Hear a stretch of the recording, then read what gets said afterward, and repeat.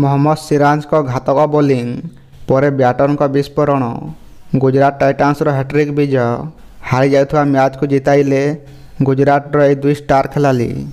IPL 2025ର 19ତମ ମ୍ୟାଚ୍ରେ Gujarat Titans 7 ୱିକେଟରେ ସନରାଇଜର ହାଇଦ୍ରାବାଦକୁ ହରାଇ ସହଜ ବିଜୟ ହାସଲ କରିଛି। ହ୍ୟାଟ୍ରିକ୍ ବିଜୟ ସହ ଗୁଜରାଟ ଟାଇଟାନ୍ସ ଦଳ ପଏଣ୍ଟ ଟେବୁଲର ଦ୍ୱିତୀୟ ସ୍ଥାନକୁ ଉଠିଥିବା ବେଳେ ହାଇଦ୍ରାବାଦ ଲଗାତାର ଚତୁର୍ଥ ପରାଜୟ ବରଣ କରୁଛି। ଏହା ସହ ସନରାଇଜର ହାଇଦ୍ରାବାଦ ଦଳ ପଏଣ୍ଟ ଟେବୁଲର 10ମ ସ୍ଥାନକୁ ଖସି ଆସିଛି।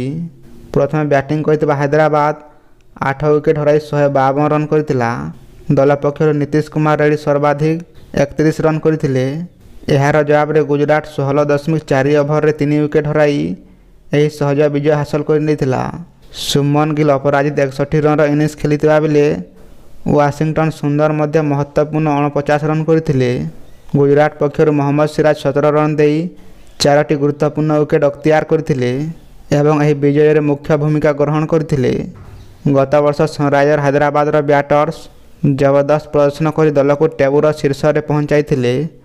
ମାତ୍ର ଚଳିତ ବର୍ଷ ଦଳ ନୈରାଶ୍ୟଜନକ ପ୍ରଦର୍ଶନ କରୁଛି।